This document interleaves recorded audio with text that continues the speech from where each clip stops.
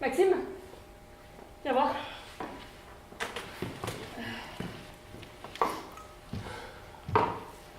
Voilà, Himalaya, hein. Donc plus grande chaîne de montagnes du monde, hein. Ce que j'aimerais que tu fasses, c'est que tu étudies un peu où est-ce que ça se situe géographiquement en fonction des plaques tectoniques, comment tout ça c'est un peu rentré dedans pour créer la chaîne de montagnes, les différentes altitudes, les différents monts, enfin voilà, tu me fais une espèce d'analyse complète, quoi. Très bien. Ouais. Ouais. Ok.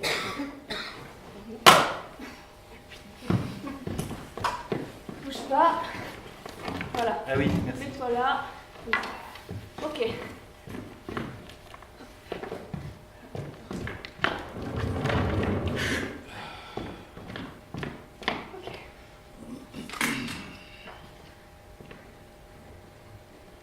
Joyce ? Ouais. Ah, excuse-moi. Tu peux... Ah. Ouais. Ah. Hop. La Bible, hein ? Ce que j'aimerais que tu fasses, tu lis tout depuis le début, et puis tu me relèves un peu toutes les occurrences de monts, montagnes, cieux... En fait, tout ce qui est rapport avec l'élévation. Élévation, ascension... Voilà. D'accord. Ça te va ? Ouais. On bouge pas. Allez, voilà.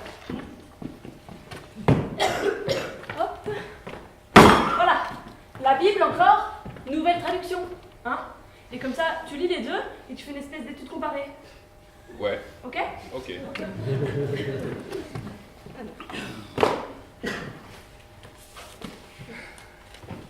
Maxime? Et les plus? Non, ce n'est pas. Ah, et ben ça tombe bien parce que c'est une biographie. Voilà. Ça s'appelle Élisée Reclus, géographe, anarchiste, écologiste. Ah, très bien. Ouais, c'est Jean-Didier Vincent qui l'a écrit. Ok. Voilà. Comme ça, tu découvres un peu l'homme. Hop.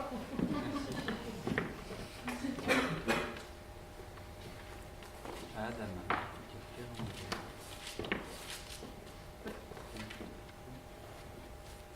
Maxime?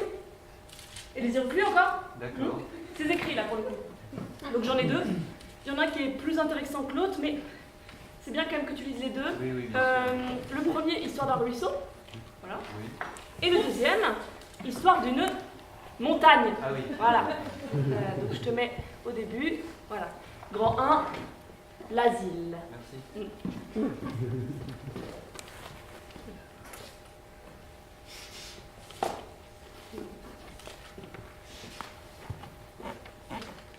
Maxime? Oui. Bachelard? Philosophie bachelard? Euh, Philosophie? deux noms, je connais deux noms Oui, seulement. oui. Bon, alors je t'en ai mis deux aussi. Voilà. Il y en a un qui s'appelle La Terre et les rêveries du repos. Ouais. Donc ça, c'est plus sur l'intime, la maison, le soi, la spiritualité, tu vois. Et le deuxième, ça s'appelle La Terre et les rêveries de la volonté. Voilà. Très bien. Et là, il y a un chapitre en particulier que j'aimerais que tu lises. C'est le chapitre 5, voilà, qui s'appelle Les matières de la mollesse, la valorisation de la boue. Super. Regarde, t'as une petite citation de Queneau là que j'aime beaucoup. La boue n'est pas un oreiller. Voilà.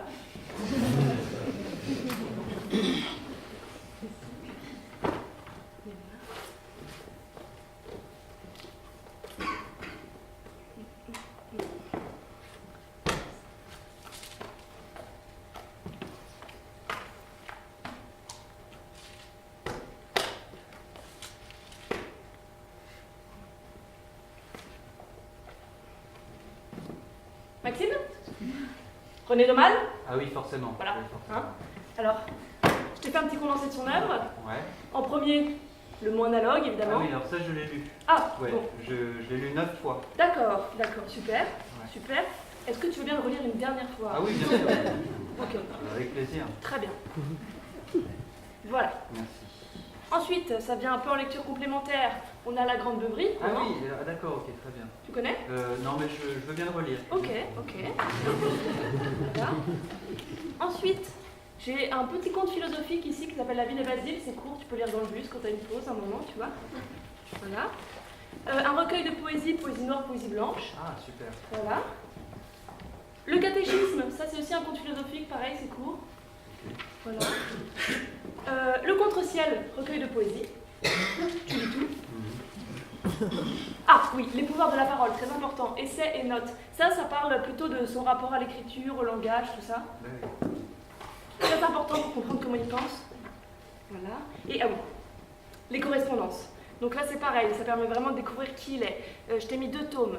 Le tome 1, 1915-1928. Là c'est plus sa rencontre avec les auteurs du grand jeu, leur mouvement simpliste, comment il se détache du surréalisme, la drogue, les moments où il joue à la roulette russe, tout Ah ça. ouais. Ouais. Voilà. Hop. Et alors, je t'ai mis directement le tome 3, j'ai fait l'impasse sur le tome 2. Là c'est 1933-1944 et c'est beaucoup plus sombre.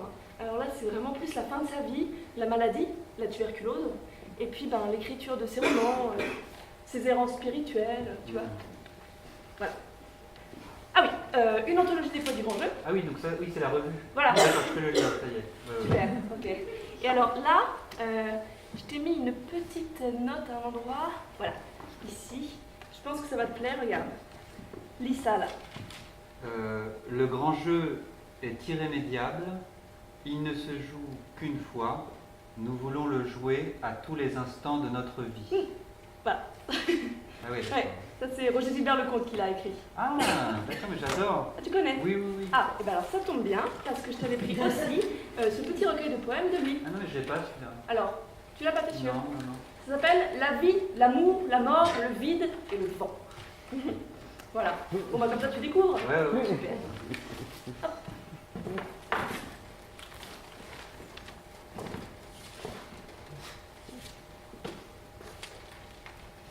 Maxime? Faust, une histoire naturelle. Bon, t'as lu Faust? Non. Ah, pas grave du tout. J'y reviens après. Ok. Celui-là déjà, c'est Jean-François Perret et Jean-Didier Vincent qui l'ont écrit. C'est très intéressant, surtout vers la fin, parce que tu as un chapitre où il couche Faust sur le divan, tu vois, et tu as un peu accès à sa psyché, comme une psychanalyse un peu du docteur Faust, tu vois. Donc je te mets directement à ce chapitre, mais si tu as le temps, tu lis tout, d'accord? Et alors, donc, en lecture complémentaire, Faust de Goethe, donc Urfaust, Faust 1, Faust 2. Là, tu peux pas y couper. Hein. Oui, forcément. Ça m'étonne un peu que tu l'aies pas lu avant, mais bon. J'ai pas eu l'occasion. Oui, c'est ça arrive. Ouais. Mais en même temps, si tu as de la chance, enfin, tu vas découvrir quelque chose vraiment fort, quoi. Voilà, je te mets direct, tu vois, ça rentre dans le vif du sujet, quoi. Faust, hélas, la philosophie, la médecine et la jurisprudence, et aussi malheur, la théologie. Voilà.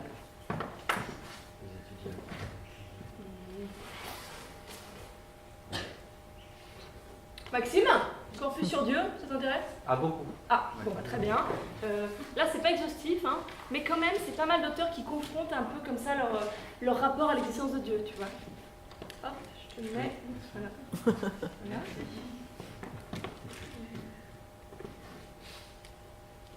Maxime, encyclopédie des symboles.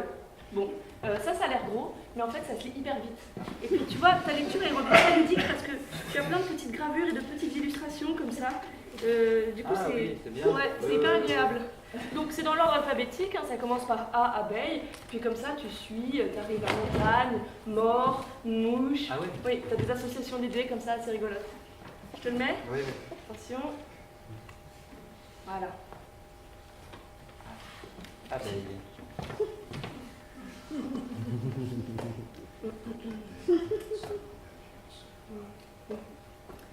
Maxime, Simone Veil, La pesanteur et la grâce. Non, je vois pas, je connais pas. Celui-là, c'est mon préféré.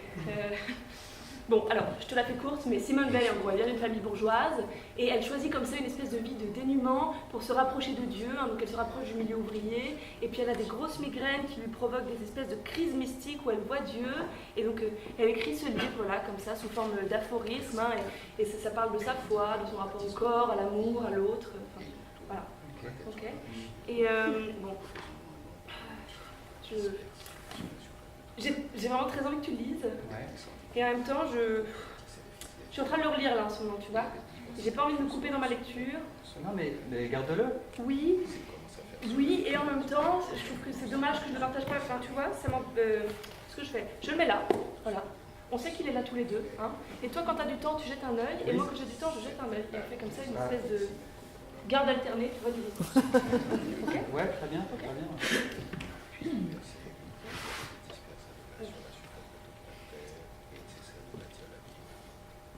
Maxime. Bon, là, c'est pas un cadeau, hein. Je sais. Et en même temps, j'ai besoin que quelqu'un le fasse. Enfin, voilà, je me dis que ça peut être toi. Voilà, c'est le Code de la propriété intellectuelle, édition 2013 d'Allo. Voilà. Bon, je sais, c'est pas fun, mais tu vois, comme on travaille avec des auteurs vivants qui sont morts il n'y a pas longtemps, en termes de droit, j'ai besoin qu'on se protège, enfin... Oui. Tu vois? Et là, je lis tout, là. Je sais pas, qu'est-ce que t'en penses? Ça me paraît difficile de faire autrement. Non, bien sûr. Non, mais oui, Ouais. c'est sûr, c'est sûr. Je t'ai passé la table des matières, comme ça tu rentres Oui, dans le bah, vif, très hein. bien. Je te mets une petite cale comme ça. Voilà. Donc, première partie législative, hein, la propriété littéraire et artistique. Voilà. Hop là. Et voilà. Merci. Ça va?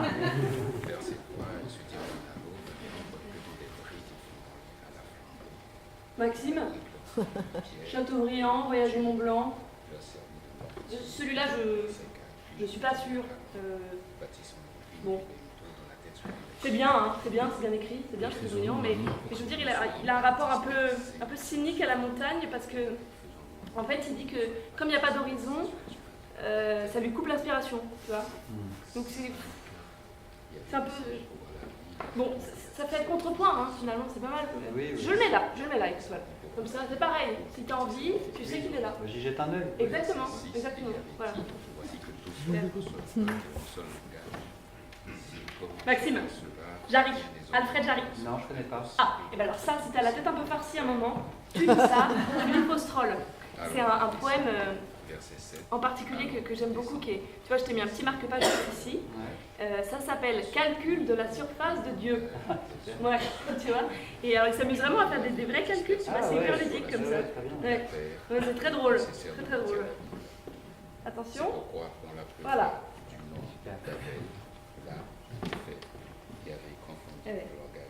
Maxime, petite bibliothèque du Montagnard. Ah bah voilà. Ben voilà, là il y a tout dedans, tous les auteurs que je t'ai cités, puis il y en a même d'autres. Tu vas voir par exemple Herzog, Antoine de Saint-Exupéry, Victor Hugo, tu vas retrouver les zéro plus, enfin voilà. Super résumé quoi. Et de là, il a fait se disperser tout le monde sur toute la terre. Voilà. Allons, descendons. Maxime, j'ai un petit cadeau pour toi. Ah bon? Ouais. Ok.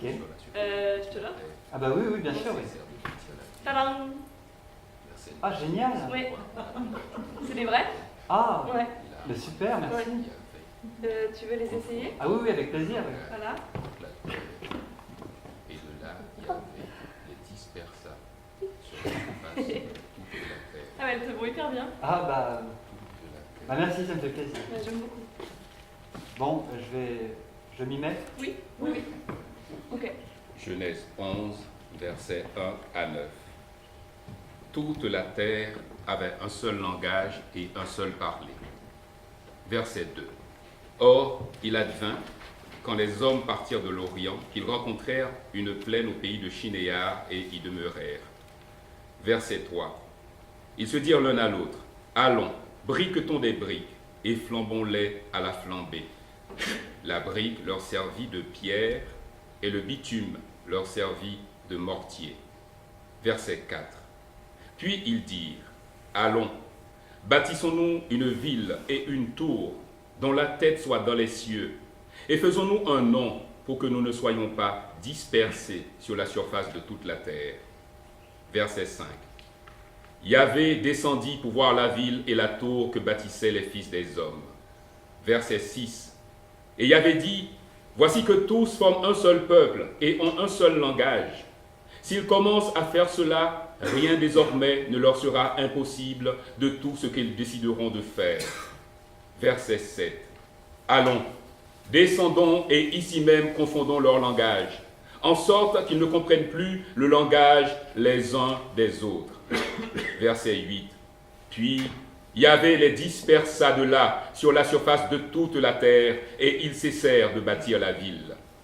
Verset 9. C'est pourquoi on l'appela du nom de Babel. Là, en effet, Yahvé confondit le langage de toute la terre, et de là, Yahvé les dispersa sur la surface de toute la terre.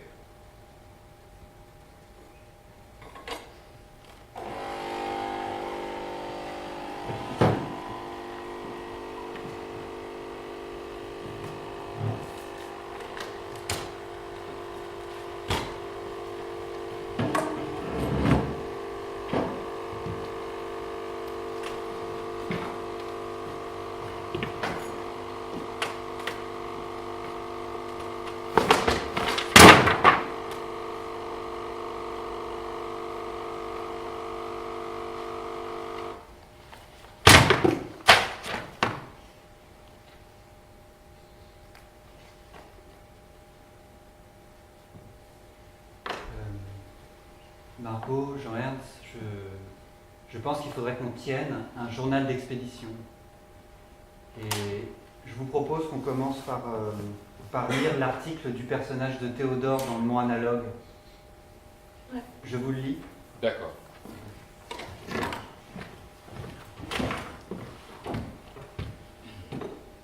Dans la tradition fabuleuse, la montagne est le lien entre la terre et le ciel.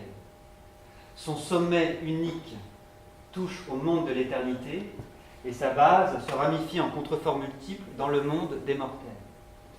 Elle est la voie par laquelle l'homme peut s'élever à la divinité, et la divinité se révéler à l'homme. Les patriarches et prophètes de l'Ancien Testament voient le Seigneur face à face sur des monts élevés. C'est le Sinaï, c'est le Nebo de Moïse, et ce sont dans le Nouveau Testament le Golgotha et le mont des Oliviers. Et attendez, peut-être qu'on pourrait faire comme si je faisais une conférence, pour ceux qui chercheront le mot analogue après nous. On peut imaginer qu'il y a un public. Ouais. Non, ça vous va? C'est une Bonne bonne idée, idée. bonne idée. Je peux prendre ça? Oui, Ouais, moi je fais mes calculs. Bonsoir. Alors, comme je le disais, la montagne est déjà très présente dans le Nouveau et l'Ancien Testament. On peut retrouver ce vieux symbole de la montagne dans les savantes constructions pyramidales d'Égypte et de Chaldée. Et dans les obscures légendes des Védas, où le soma, la liqueur qui est la semence d'immortalité, est dite résider dans sa forme lumineuse et subtile dans la montagne. Dans l'Inde, Himalaya est le séjour de Shiva, de son épouse, la fille de la montagne, et des mers des mondes. De même qu'en Grèce, le roi des dieux tenait sa cour sur l'Olympe. Et dans la mythologie grecque, justement, le symbole est complété par l'histoire de la révolte des enfants de la terre qui, avec leur nature terrestre et leurs moyens terrestres, essayèrent d'escalader l'Olympe et de pénétrer dans le ciel avec leurs pieds glaiseux. Et n'est-ce pas d'ailleurs la même entreprise que poursuivaient les constructeurs de la tour de Babel, qui, sans renoncer à leurs ambitions multiples et personnelles, prétendaient atteindre au royaume de l'unique, impersonnel? En Chine, il était question des montagnes des bienheureux, et les anciens sages instruisaient leurs disciples sur le bord des précipices. Voilà. Donc après avoir fait le tour des mythologies les plus connues, passons à des considérations générales sur les symboles, qui se rangent en deux classes. Ceux qui sont soumis à des règles de proportion seulement, et ceux qui sont soumis en plus à des règles d'échelle. Cette distinction a souvent été faite, je la rappelle pourtant. La proportion concerne les rapports entre les dimensions du monument. L'échelle concerne les rapports entre ces dimensions et celles du corps humain. Un triangle équilatéral, symbole de la Trinité, a exactement la même valeur, quelle que soit sa dimension. Il n'a pas d'échelle, mais par contre, prenez une cathédrale.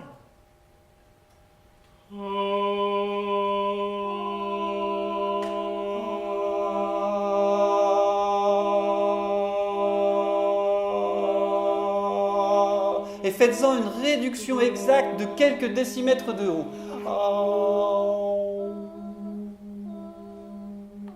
Cet objet transmettra toujours par sa figure et ses proportions le sens intellectuel du monument, même s'il faut en examiner certains détails à la loupe. Mais il ne produira plus du tout la même émotion. Il ne provoquera plus les mêmes attitudes. Il ne sera plus à l'échelle. Et ce qui définit l'échelle de la montagne symbolique par excellence, celle que nous proposons de nommer mont analogue, c'est son inaccessibilité par les moyens humains ordinaires. Or, les Sinaï, Nebo et même Olympe sont devenus depuis longtemps ce que les alpinistes appellent des montagnes à vaches. Et même les plus hautes cimes de l'Himalaya ne sont plus regardées aujourd'hui comme inaccessibles. Tous ces sommets ont perdu leur puissance analogique. Le symbole a dû se réfugier dans des montagnes tout à fait mythiques, comme... comme quoi? Comme le Mérou des Hindous? Oui, mais non! Parce que le Mérou des Hindous, pour prendre cet unique exemple, on ne peut pas le situer géographiquement. Et s'il n'est pas situé géographiquement, il ne peut plus conserver son sens émouvant de voie unissant la Terre au ciel.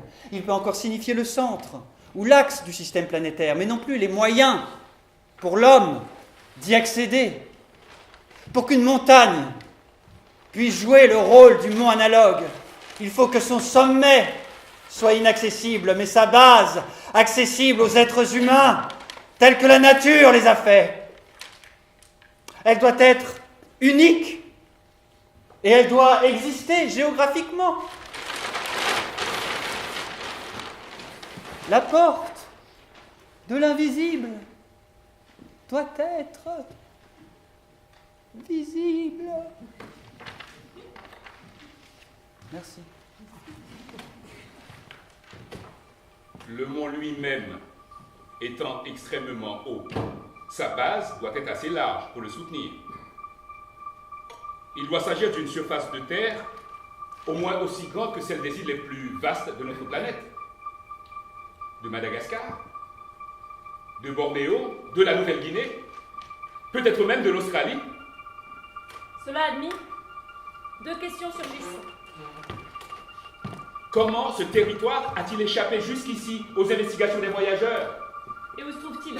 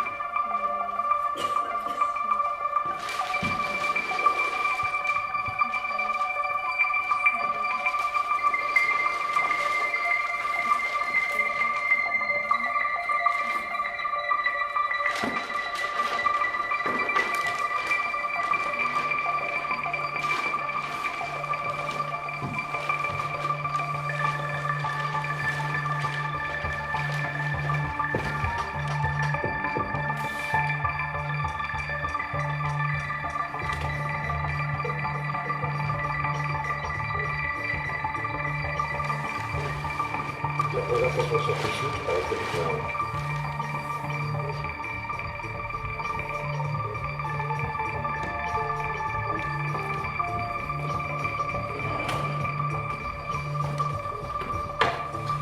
Bonjour à tous et à tous, ici très nombreux, et à vous autres qui êtes ailleurs encore plus nombreux, pour le 4e et avant-dernier épisode de notre cycle d'émission enregistré en public et intitulé Ce concert, ce 27 ans. L'idée que nous avons trouvée dans ce thème est toute simple, je la rappelle. Ignorer le grand mémoire, c'est de fait loin de savoir. Tandis que savoir qu'on meurt suppose de vraiment savoir tout ce qu'on fait, et c'est donc la peur, évidemment. Nous demandons à notre entrée ce que l'on fait, et ce que l'on ne fait pas, à propos de ce qu'on nous a décidé. Je veux que votre secteur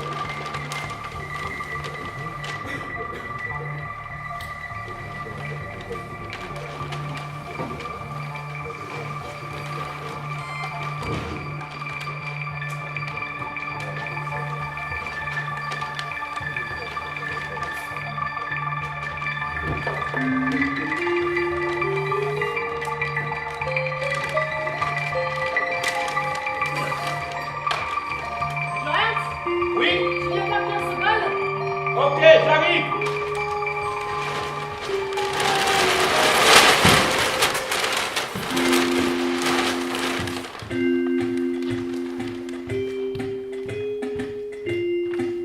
La conversation scientifique par Étienne Klein. Bonjour à toutes et à tous qui êtes ici très nombreux et à vous autres qui êtes ailleurs encore plus nombreux. Nous sommes réunis pour le 6e épisode de notre cycle d'émissions enregistrées en public et intitulé Ce qu'on sait, ce qu'on ne sait pas. L'idée qui nous a menés vers ce thème est toute simple, je la rappelle. Ignorer qu'on ignore, c'est de fait ne rien savoir. Tandis que savoir qu'on ignore suppose de vraiment savoir tout ce qu'on sait, et c'est donc l'affaire des savants. Chaque fois en compagnie du camarade Théodore, correspondant de la revue Le Grand Jeu qui nous lit des poèmes et nous fait part de ses propres inspirations, nous demandons à notre invité ce que l'on sait et ce que l'on ne sait pas à propos de tel ou tel sujet. Aujourd'hui, nous partons à la recherche du mont Analogue. Cette montagne qui inspire un film à Alessandro Jodorowsky, un album à John Zorn et un livre à René Daumal. Théodore, Ce sera un roman d'aventure à base de fantastique scientifique, avec des scènes policières, nautiques et surtout alpines, car c'est en même temps une espèce d'introduction à l'alpinisme. Cela s'appelle Mont Analogue. Il y aura dedans de substantielles digressions scientifiques, psychologiques, métaphysiques et pataphysiques, rhétoriques, linguistiques, éthiques, mythologiques, mais je voudrais qu'un lecteur de 15 à 18 ans puisse, les sautant à son gré, lire le tout comme un roman d'aventure. La règle que j'avais suivie jusqu'à présent, un sens à chaque phrase, excellente en soi comme discipline personnelle, ne vaut pas grand-chose commercialement. Il faut du délégage, des histoires. Dès ce jour-là, je me dirigeais d'un pas nonchalant. Dès c'était un grand gaillard. Dès bonsoir, monsieur Ernest, dit la concierge. Des clergymens qui remercient la Providence. Des mariages plus ou moins consommés. Des agents du service de renseignement militaire du Guatemala. Des empreintes digitales et même, par-ci par-là, un peu de poésie. Extrait d'une lettre de René Daumal adressée à André et Cassilda Roland de Renéville le 29 novembre 1939. Merci Théodore. Le mot analogue est un roman d'aventure. Et pour répondre à nos questions qui sont nombreuses et pressantes, nous accueillons aujourd'hui Pierre Sogol, que je remercie d'avoir accepté cette invitation. Bonjour. Bonjour.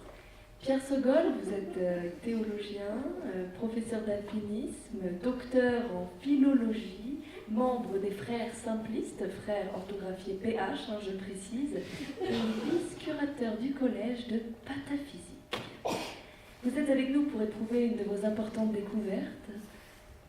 Il existerait, sur notre Terre, une montagne plus haute que les plus hauts sommets de l'Himalaya, et l'on ne s'en serait pas aperçu. Comment le mot analogue existe tout à fait comme s'il n'existait pas? Nous savons, en vertu des lois de l'analogie, que le monde analogue doit exister. Il faut donc étudier sous quelles conditions il se trouve être inaccessible au regard. À l'occasion d'une éclipse du Soleil, le 30 mai 1929, les astronomes Eddington et Crommelin constatent qu'une étoile peut être encore visible alors qu'elle se trouve par rapport à nous derrière le disque solaire. Avec cette découverte, ils valident l'hypothèse d'Einstein.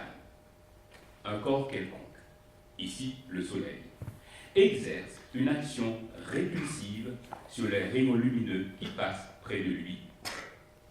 La lumière de l'étoile est déviée. Elle nous parvient en contournant l'astre solaire. Le même principe s'applique pour le monde analogue. Quelque part sur la Terre existe un territoire d'au moins plusieurs milliers de kilomètres de tour sur lequel il s'élève. Ce territoire est formé de matériaux qui ont la propriété de courber l'espace autour d'eux, de telle manière que toute cette région se trouve enfermée dans une coque d'espace courbe. Cette coque dévie les trajets des rayons lumineux. À une certaine distance, elle constitue un rempart invisible, intangible, grâce auquel tout se passe comme si le monde analogue n'existait pas. Je veux dire qu'il pourrait très bien, théoriquement, se trouver au milieu de cette table sans que nous en ayons la moindre notion. Je vous verrai alors au travers de la montagne. Vous me verriez selon une trajectoire courbe. Mettons que la machine à café soit la montagne. Vous me voyez en contournant la machine à café. Oui, mais là, je tends mon bras vers vous et je m'aperçois qu'il fait un détour, que je ne peux pas vous atteindre. Non, vous êtes dévié. Vous suivez la courbure de l'espace. Votre bras s'allonge proportionnellement à cette courbure. Toutes les parties de votre corps qui empruntent ce trajet s'allongent. C'est mathématique. Mais attendez. Si je tends mon bras vers vous, faisons l'expérience. Attendez. Oui, Théodore. Là, je tends mon bras vers vous. Théodore, qu'est-ce que c'est exactement? Alors là, pour les auditeurs qui ne peuvent pas nous voir, notre ami Théodore est étendu sur la table du studio. Il essaye d'atteindre le corps de Pierre Sogol. Théodore, je vous propose de vous asseoir. Théodore, voilà, nous venons de vérifier en direct l'expérience par la pratique, l'espace court. Et ça marche. Le pourtour du monde analogue est un espace de géographie non euclidienne. Oui, d'où le sous-titre de René Daumal, roman d'aventure alpine non euclidienne et symboliquement authentique. Exactement. Théodore, il me semble que vous avez quelque chose à nous lire. Ah oui, alors là, j'ai plein de choses à vous lire. J'ai regardé une multitude de livres, mais là j'ai un extrait de Lord Byron, ce poète romantique anglais du XIXe siècle. Au-dessus de ma tête sont les Alpes, palais sublime d'une glace éternelle où se forme l'avalanche, cette foudre de neige. Tout ce qui effraie et agrandit l'âme en même temps est réuni sur ces antiques sommets. Il semble montrer jusqu'à quel point la terre peut s'approcher du ciel et laisser au-dessous l'homme orgueilleux. Et laisser au-dessous l'homme orgueilleux. Merci, Théodore.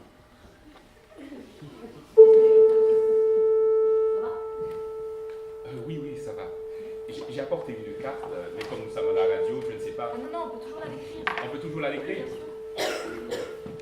Avant ça, Oui. c'est pas très concret pour moi là, cette histoire d'espace. L'espace court. Dans ma veste de soie,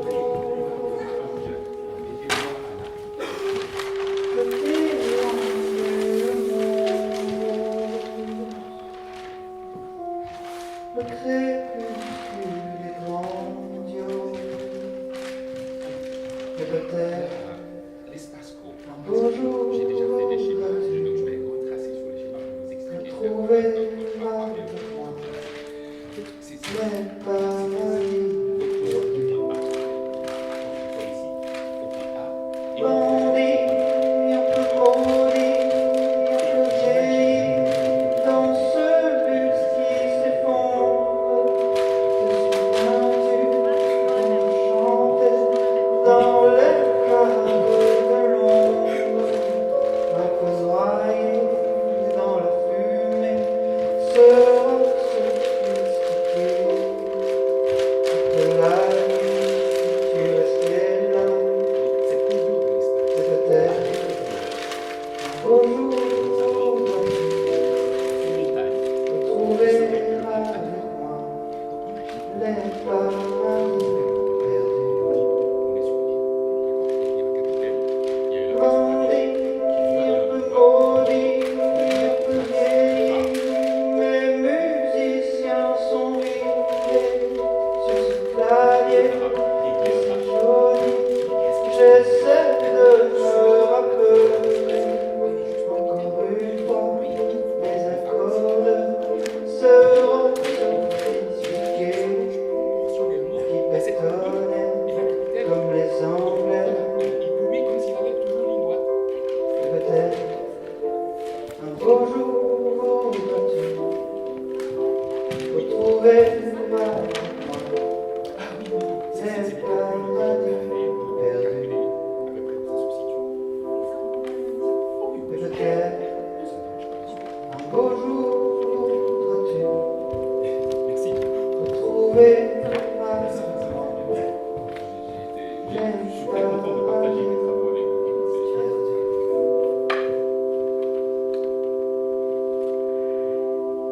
De retour dans la conversation scientifique avec Pierre Sogol. Ce qu'on sait, ce qu'on ne sait pas.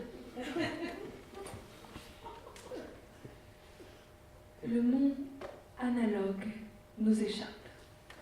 Ses pointes, ses ravins, ses versants.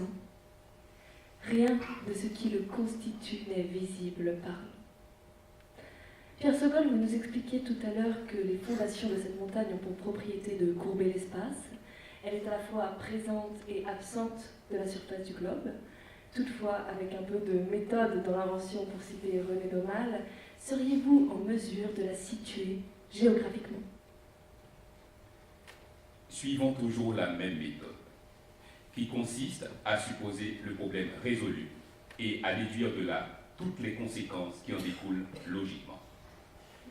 Une masse de matériaux lourds, telle que celle du mont analogue, devrait provoquer dans les divers mouvements de la planète une anomalie perceptible. Cette masse existe, nous le savons, et nous avons la chance que cette anomalie soit visible, si visible même qu'elle a depuis longtemps sauté aux yeux des géologues et géographes. C'est la bizarre répartition des terres émergées et des mers qui partagent à peu près notre globe en un hémisphère des terres et un hémisphère des mers. Vous avez apporté en studio une étrange carte. Est-ce que ce sont là vos premières pistes de recherche pour calculer la position exacte du mont analogue? J'ai tracé un parallèle entre 50 et 52 degrés de latitude nord. Oui, alors pour nos auditeurs, vous pouvez retrouver la carte sur notre site www.franceculture.com. C'est le parallèle qui parcourt la plus grande longueur des terres émergées. Il traverse le Canada, puis tout le vieux continent, depuis le sud de l'Angleterre jusqu'à l'île Sakhalin. J'ai également tracé le méridien qui parcourt la plus grande longueur des terres émergées. Il se trouve entre le 20e et le 28e degré de longitude est. Il traverse l'ancien monde à peu près du Spitzberg jusqu'en Afrique du Sud. Vous le voyez, la jonction de ces deux lignes se fait à peu près dans le quadrille de la Terre, Varsovie, Cracovie, Minsk et Kiev. Si je comprends bien, comme la montagne recherchée a sûrement une superficie plus grande que ce qu'a donné la Terre, l'approximation est suffisante. Le mont analogue se trouve donc au centre proche de cette région, c'est là où il y a le plus de mer. Attention, mais il est à prévoir que le poids de l'Himalaya, des monts de Mongolie et des massifs africains va déplacer le centre de gravité de la Terre vers les Balkans, voire même vers la Chaldée, le lieu de l'Hélène biblique. Attendez que je calcule un peu.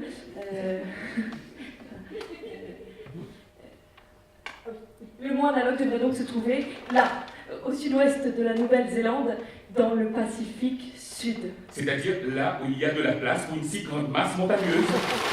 Le mont analogue se trouve dans le Pacifique Sud.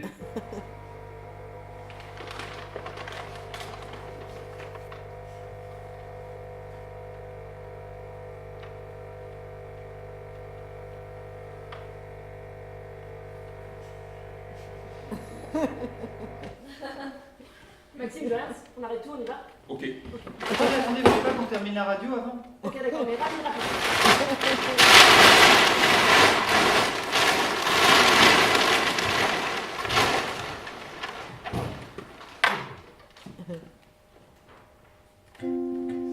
De retour dans la conversation scientifique. Avant de vous quitter, j'ai encore une petite anagramme à vous livrer. Ah, j'adore les anagrammes. Quel est l'anagramme de le mont analogue? Alors attendez. Ah mais c'est facile. La langue monte haut. Oui. Bravo Théodore, c'était la langue monte haut. C'était la conversation scientifique par Étienne Klein avec la collaboration de Théodore et Pierre Segol. À la technique, Juliette Cédès et Hugo Florence. Merci d'avoir été avec nous. Bonne soirée et à la semaine prochaine.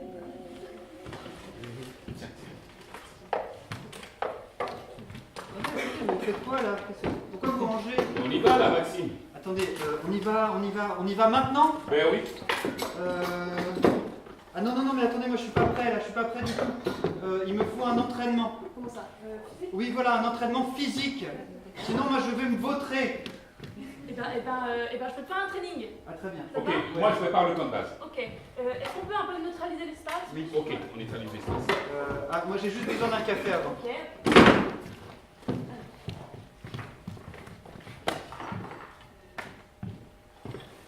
Oui.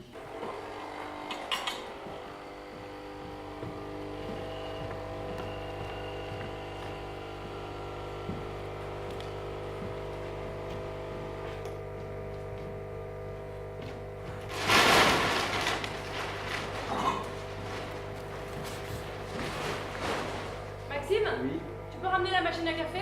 bien sûr. Super.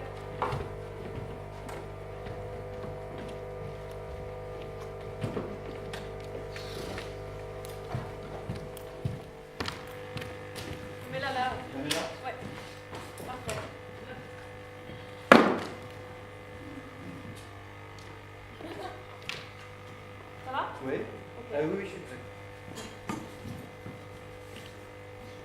Ok.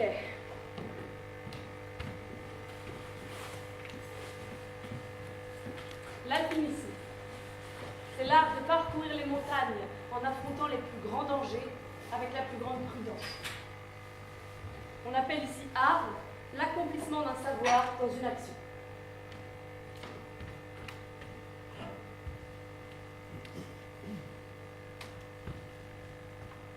Tiens l'œil fixé sur la voie du sommet.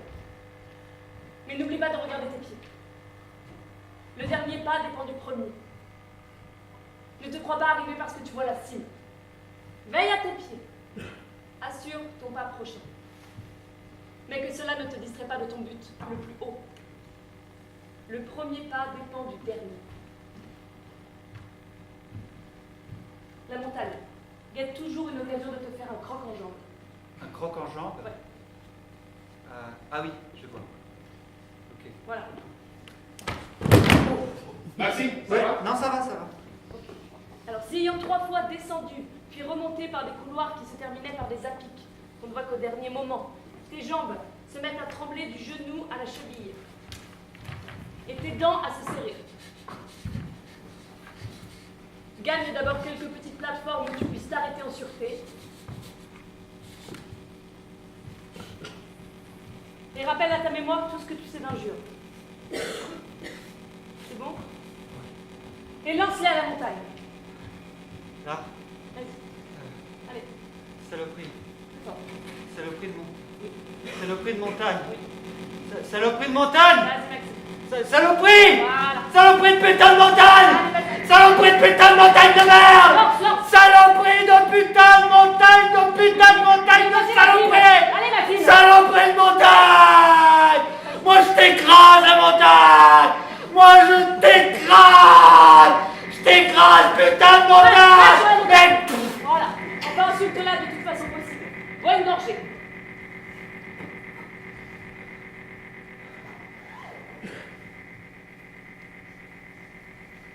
Et remets-toi à grimper. Lentement. Tranquillement. Voilà. Comme si tu avais la vie entière pour te tirer de ce mauvais pas.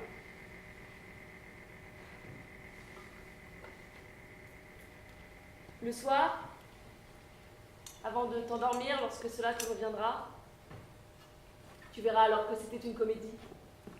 Ce n'était pas à la montagne que tu parlais, ce n'est pas la montagne que tu as vaincue. La montagne n'est que roc ou glace, sans oreilles et sans cœur. Mais cette comédie t'a peut-être sauvé la vie. Ça va? Ouais, c'est bon, je suis prêt, on y va. Ok. Attends. Lunettes. Ah mais oui, oh, c'est vrai.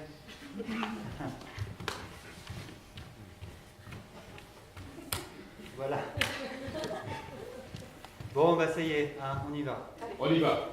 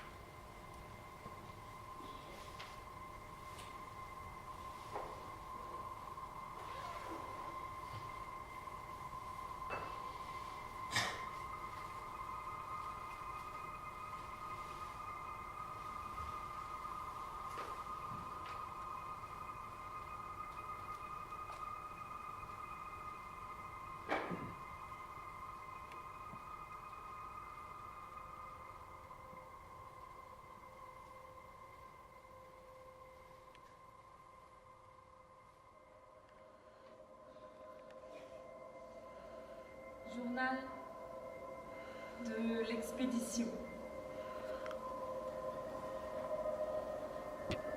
J'essaie, depuis l'aube, de vous raconter notre arrivée au pied de la montagne. Je n'arrive pas à rendre cette impression d'une chose à la fois tout à fait extraordinaire et tout à fait évidente. Cette vitesse ahurissante de déjà-vu. Très haut et très loin dans le ciel, par-dessus et par-delà les cercles successifs des pics de plus en plus élevés, des neiges de plus en plus blanches, dans un éblouissement que l'œil ne peut supporter, invisible par excès de lumière, se dresse l'extrême pointe du mont Analogue.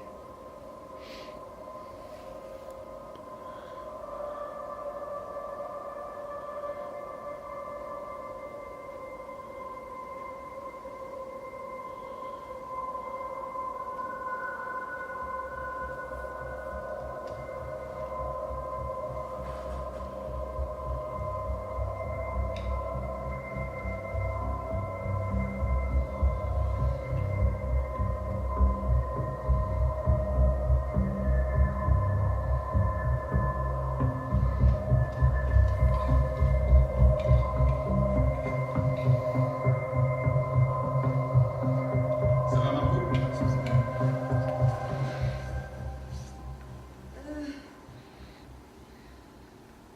Ça va?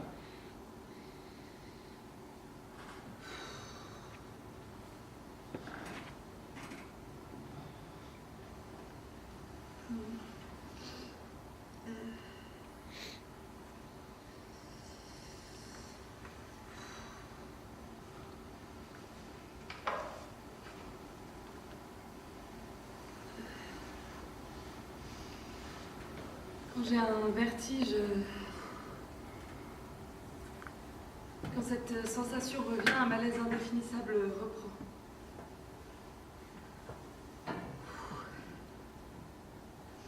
Ma chute imaginaire continue de tourmenter mes rêves.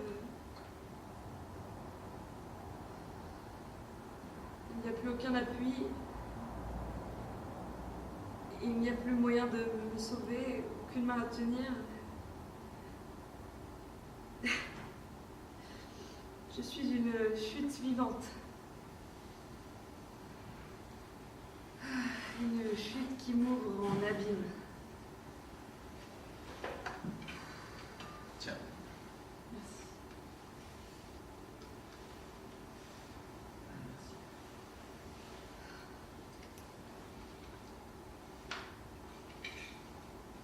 Avez-vous jamais eu peur de la mort?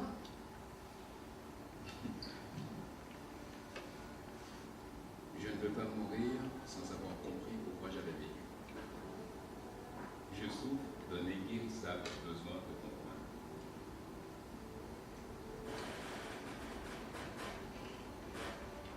Il y a quelques années,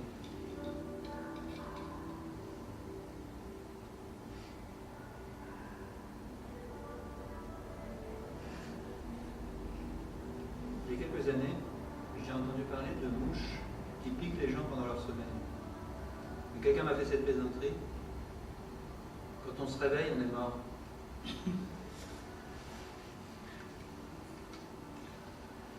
Ça m'obsède. Le soir, dans mon lit, la lumière éteinte, j'essaye de me représenter la mort. Je ne veux plus rien du tout. Je supprime en imagination tout ce qui fait le décor de ma vie et je suis serré dans des cercles de plus en plus étroits d'angoisse. Il n'y aura plus moi. Moi. Qu'est-ce que c'est moi? Je n'arrive pas à le saisir. Moi me glisse de la pensée comme un poisson des mains d'un aveugle. Je ne peux plus dormir. Hier, une idée m'est venue. Au lieu de subir cette angoisse, tâcher de l'observer, de voir où elle est, ce qu'elle est. Elle est liée à une crispation de quelque chose dans le ventre, un peu sous les côtes et aussi dans la gorge. Je me suis rappelé que je suis sujet à des angines. Je me suis efforcé de détendre mon ventre.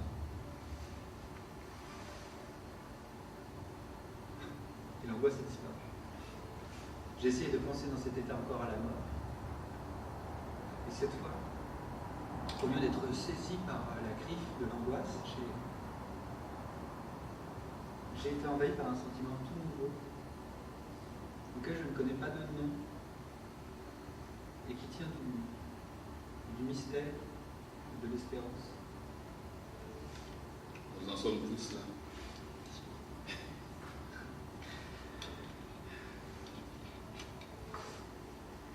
Il semble que, vers l'âge de l'adolescence, la vie intérieure du jeune être humain se trouve soudain avelie, châtrée de son courage naturel.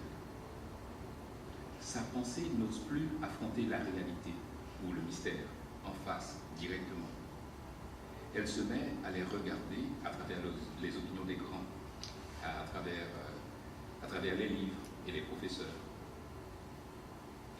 Il y a pourtant là une voix qui n'est pas tout à fait tuée, qui crie parfois, chaque fois qu'elle le peut, chaque fois qu'un chaos de l'existence dessert le bailli, qui crie son interrogation. Mais nous l'étouffons aussitôt.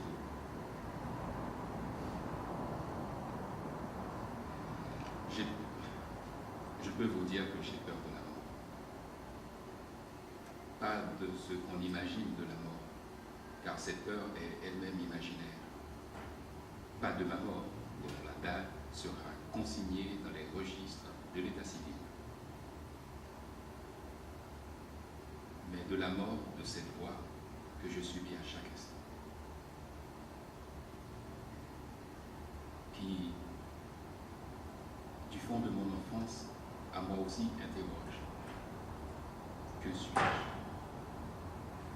Et que tout en nous et autour de nous semble agencé pour étouffer encore et toujours. Quand cette voix ne parle pas, je suis une carcasse vide, un cadavre agité. J'ai peur qu'un jour, elle ne se taise à jamais, ou qu'elle ne se réveille pas. Comme dans l'histoire des mouches.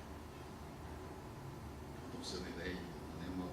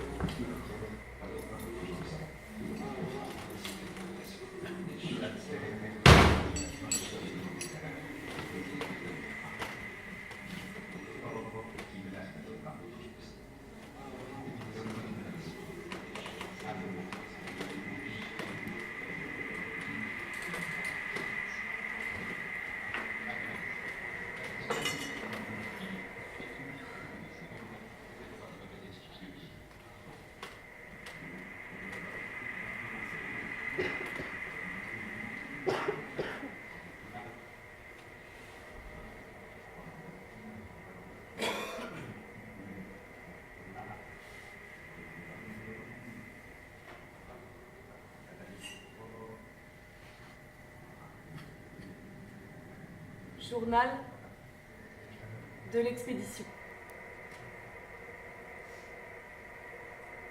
Tous nos enregistrements sont inaudibles. Les notes que nous avions prises, illisibles. Les livres effacés. Tout s'estompe. Tout disparaît. La montagne demande une expérience pleine, entière. Ceux qui viendront après nous devront tout retraverser.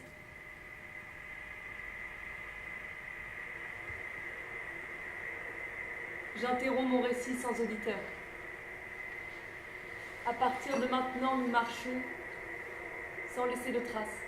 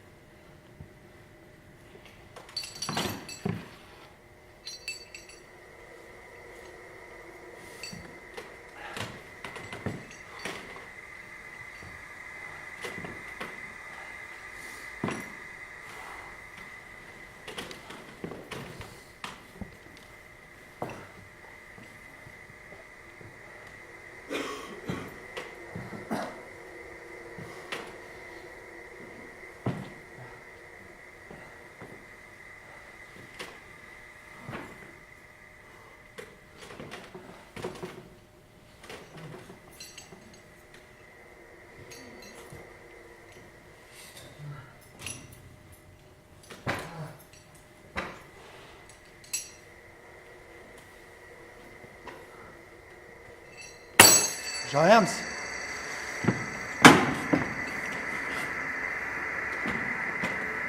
Jean Ernst. Jean Ernst.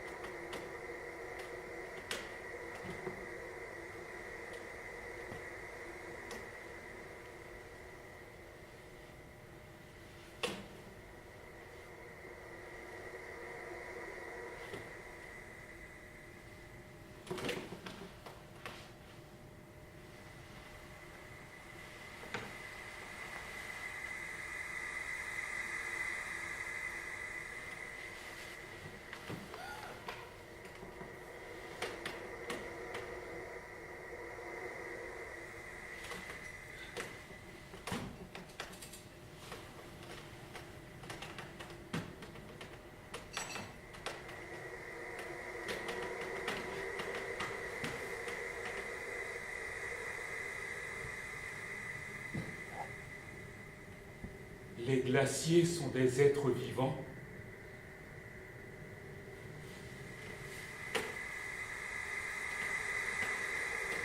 Leur matière se renouvelle par un processus périodique dans une forme à peu près permanente. Le glacier est un être organisé avec une tête qui est son élevé par où il boute la neige et avale des débris de rochers. Tête bien séparée du reste du corps par l'arrimée. Puis un ventre énorme où s'achève la transformation de la neige en glace. Ventre sillonné par des crevasses profondes.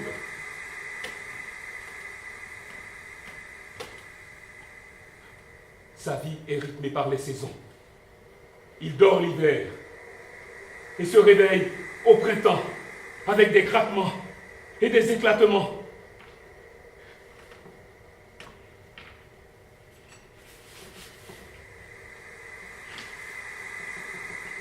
Peut-être la nature a-t-elle fait là une première tentative pour réaliser des êtres vivants par des procédés exclusivement physiques. Jean Ernst.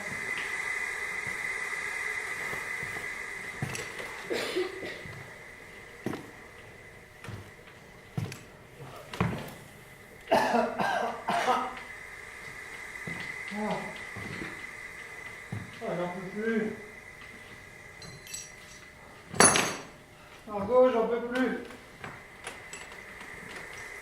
Je peux plus marcher. Faut que je fasse une pause, Margot. Je veux plus marcher. Ah. Ah, je vous rejoins tout à l'heure. Ah, j'ai mal à la tête.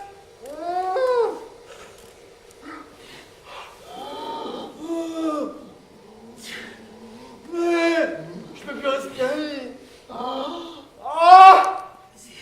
Ah, je vois plus. Je vois blanc. Ah, ça y est. Ah, Margot, ça y est. Je vais mourir dans une congèle. Ah, j'ai mal aux pieds. Ouais, je mets ces chaussures. Ah, putain de chaussures. Putain, les chaussures de montagne. Ah, j'ai chaud. Ah, j'ai chaud. Oh. Ah bah voilà. Ah bah voilà. Ah, on se sent mieux. Ah bah oui, je prendrais bien un petit café, moi. Quand je me prends un petit café. Ah voilà. Ah.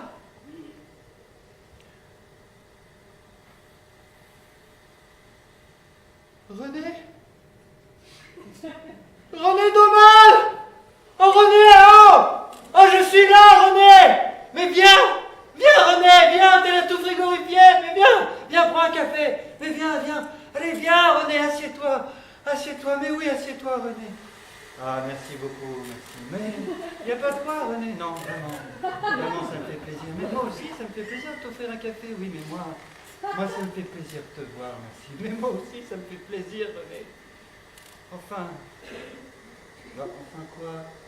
Qu'est-ce qu'il y a, Maxime? Non, mais qu'est-ce qu'il y a, Maxime? Je sais pas penser. Quoi? Qu'est-ce que tu racontes, Maxime? Mais non, mais je sais pas penser! On m'a jamais appris. Les discussions philosophiques vont trop vite pour moi. Tu comprends? J'ai lu Platon, j'ai lu les Upanishads, j'ai lu Kierkegaard, Nietzsche, Bachelard, le Tao, j'ai lu Karl Marx, j'ai lu Simone Weil, j'ai lu Élisée Reclus, j'ai lu même la Bible, et je t'ai lu toi, René! Je t'ai lu 9 fois! Ça sert à rien! À rien! J'imagine pas savoir réellement quelque chose. Non mais c'est très clair le temps que je lis. Mais après, j'oublie. Ou alors je sais pas en parler. Ou alors je trouve des idées contradictoires entre lesquelles je ne sais pas choisir. Enfin, ça ne fonctionne pas. Donc j'aimerais bien que tu me dises, René, une fois pour toutes, si je suis un imbécile. Ou alors sinon, comment il faut faire pour penser? Pense vertical. Quoi? Pense vertical. Quoi vertical? Qu'est-ce que tu racontes? Quoi? Là-haut? Mais comment tu veux que je sache ce qu'il y a là-haut, là? Alors que t'as même pas terminé ton roman? Calme-toi. Mais il y a quoi là-haut, René? Il y a quoi? Ah, bah oui, ça c'est la question. Mais c'est quoi la question? Que cherches-tu? Que cherches-tu? Que cherchez-vous? Que cherchez-vous? Dieu. Que cherchez-vous?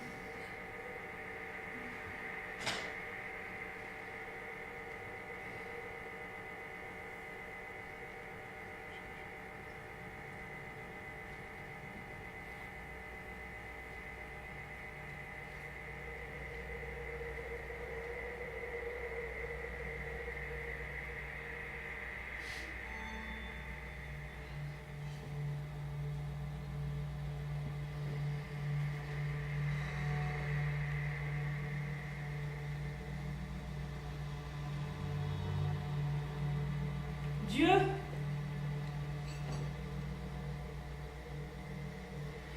Dieu d'abord. Ce n'est pas à toi, Dieu. Ce n'est pas à Dieu que je parle. Dieu, je parle à ton inexistence. Je lance droit mes yeux comme des pierres, non pas sur toi. Je lance droit mes deux yeux vers tout endroit. Tout droit. Vers tout endroit. Où tu n'es pas. Comme des pierres lancées, mais dans le vide.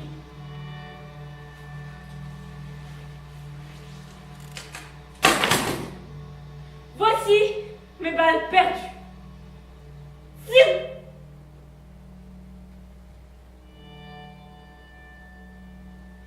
Je lance ma voix zim, comme une pierre vers tout endroit. Tout droit vers tout endroit où tu n'es pas. Je lance ma voix dans tout l'espace, mais Dieu, en nul endroit, tu n'as d'oreille.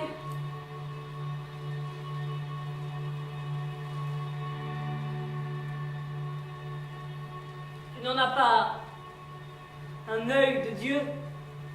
Dieu. Pas un bras de Dieu. Dieu. Pas un pied de Dieu, pas un ventre de Dieu, pas une peau de Dieu. Dieu.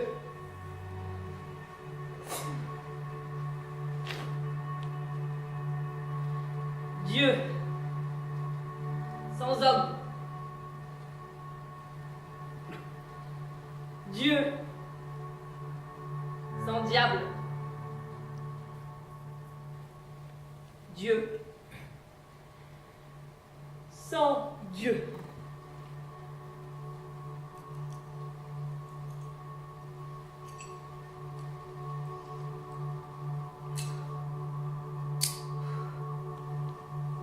Plus rien n'arrête ma chute. Je voudrais guérir ma pesanteur.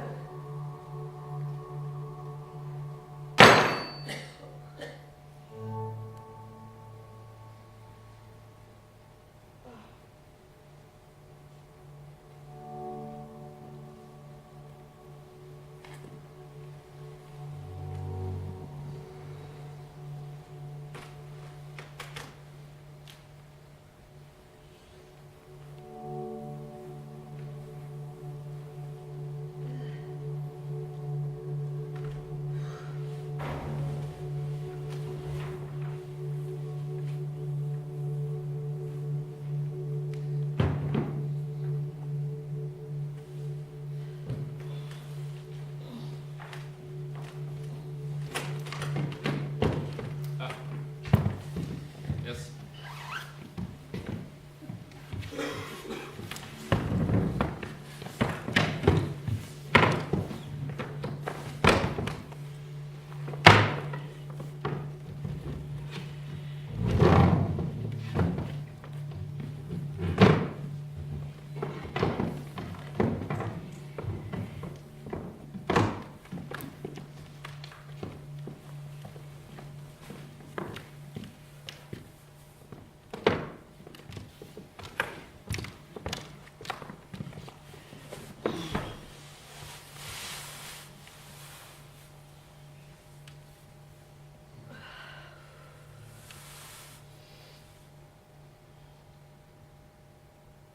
Je me mis à penser plus sérieusement,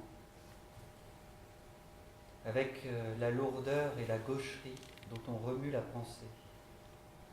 Quand on a vaincu le corps, en vainquant le rocher et la glace, J'étais Domal, de mon métier, littérateur. Et toute l'histoire, mon histoire, jusqu'à ce jour, vêtu de mots de montagne et tracé devant moi. je ne parlerai pas de la montagne, mais par la montagne, avec cette montagne pour langage, je parlerai d'une autre montagne, qui qui est la voie unissant la terre au ciel, Et je n'en parlerai pas pour me résigner, mais pour m'exhorter. Ce sera un roman d'aventure à base de fantastique scientifique. et ce sera en même temps Une espèce Non, une espèce d'introduction à À l'alpinisme. l'alpinisme. Cela s'appellera Mon analogue. analogue.